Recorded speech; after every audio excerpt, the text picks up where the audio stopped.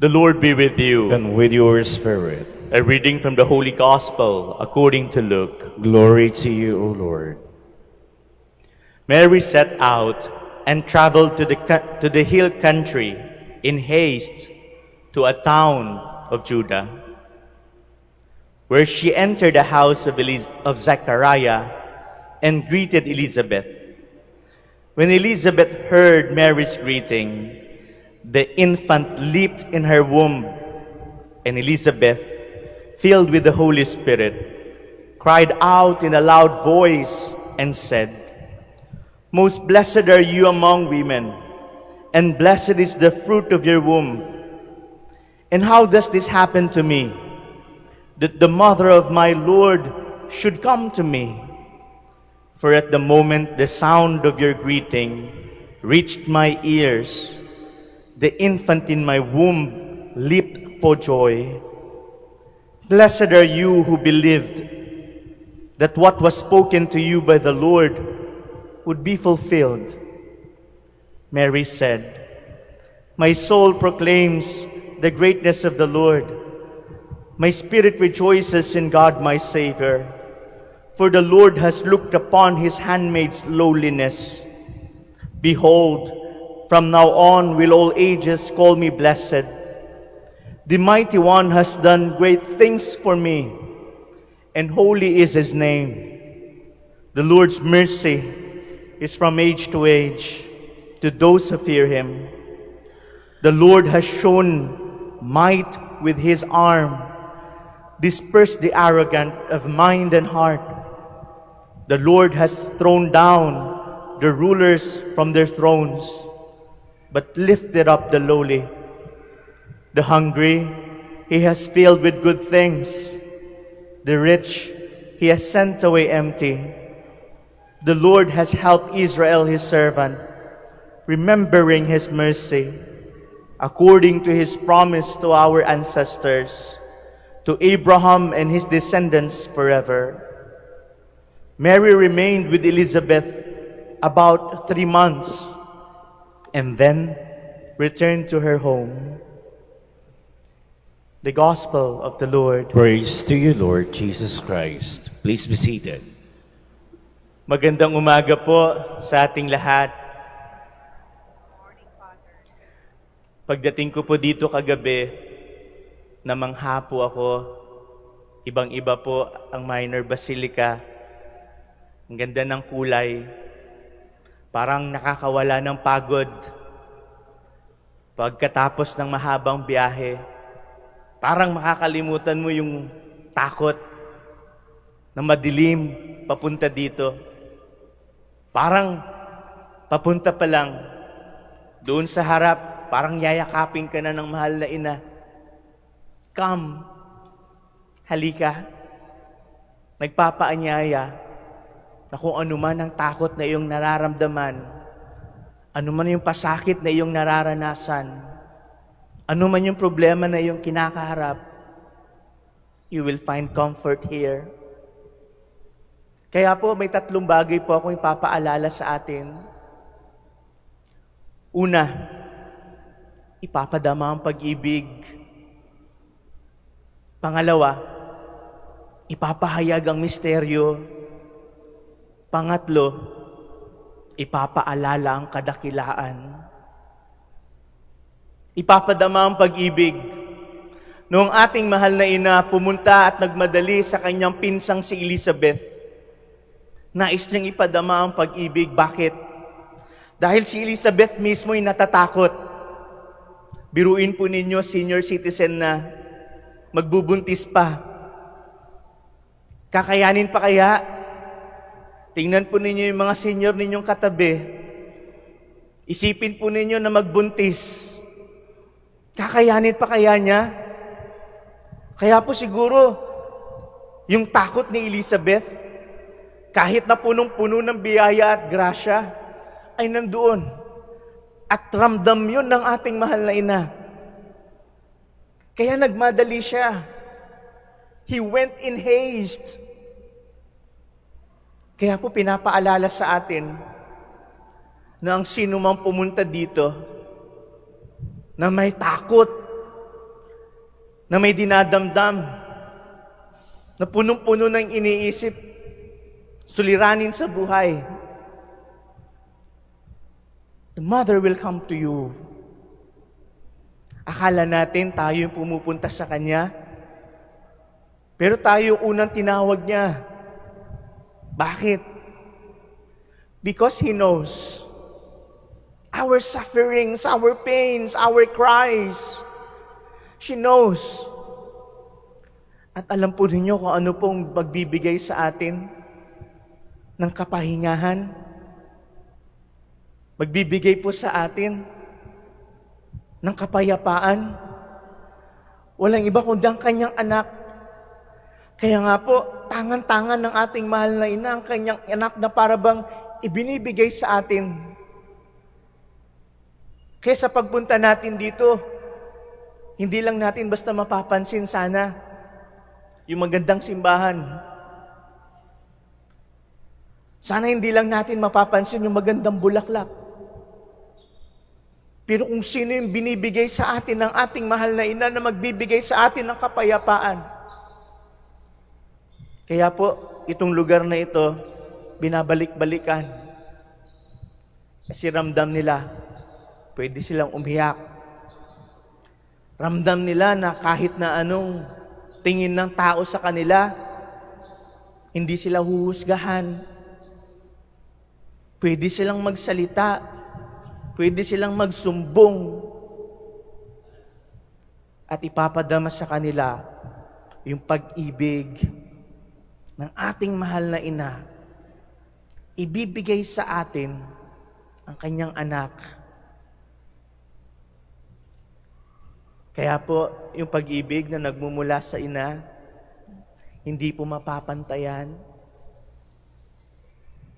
Kaya pagpunta po natin dito, kahit gaano kalayo, kahit mahal na lahat, mahal ang gasolina, mahal ang bilihin, yung asawa nyo na lang, hindi na kayo mahal. Pero mahal tayo ng mahal na ina. Ipapadama sa atin yung pag-ibig at kapayapaan na nagmumula sa Diyos. Pangalawa, ipapahayag ang misteryo nung binati ng mahal na ina si Elizabeth. Anong sabi ni Elizabeth? How can this be that the mother of my Lord should come to me? Papaanong nalaman ni Elizabeth na ang pinagdadala ni Maria ay ang kanyang Panginoon? Papaano? Kaya po, yung banal na misteryo na ating pinakakaingat-ingatan, na ang Diyos na nagkatawang tao, namatay at muling nabuhay, ay sana po ating maramdaman at maranasan. Dahil yun ang ipinahayag ni Elizabeth.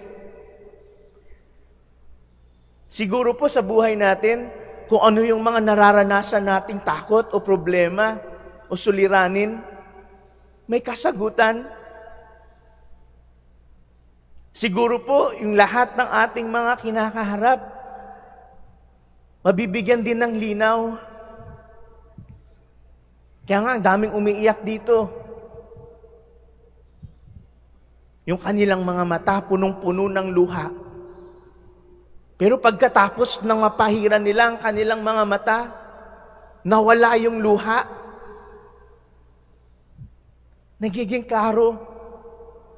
Kitang-kita nila. Wari bang sinasabi ng ating mahal na ina, kung anong ibig sabihin ng iyong nararanasan. Para bang sinasabi na, bibigyan kita ng panibagong pag-asa. At kung ano ang misteryo ng pagpapakasakit na yan, ay mayroong linaw. Ay mayroon ding kinabukasan. Katulad ng ating Panginoon na nabuhay magmuli, tayo rin ay aangat din. Kaya nga siguro may mga pagkakataon na pupunta tayo dito. Lord, salamat. Akala natin, yung tanong natin, kaya pa ba? Kaya ko pa ba? Kaya ko pa bang mabuhay? Kaya ko bang magpatuloy? Kaya ko bang mag-isa? Siguro yung pagpunta natin dito, minsan ipapahayag yung misteryo ng kaya mo pa ba? At pagkatapos sasabihin mo na lang, kaya pala.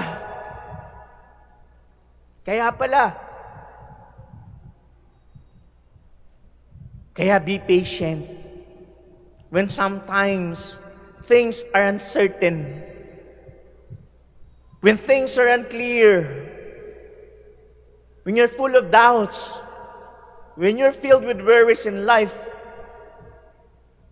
ipapahayag ng Panginoon yung misteryong yan. Ipapaalam. May kasagutan. Pangatlo, ipapaalala sa atin ang kadakilaan. Kaya nga pagkatapos nun sa huling bahagi, ang Magnificat ng ating mahal na ina, my soul proclaims the greatness of the Lord. My spirit rejoices in God my Savior. Inalala lahat ng mahal na ina ang pangako ng Panginoon. Inalala niya. Kaya nga pagkatapos naging klaro ang lahat, naalala, nag-flashback. Along the way,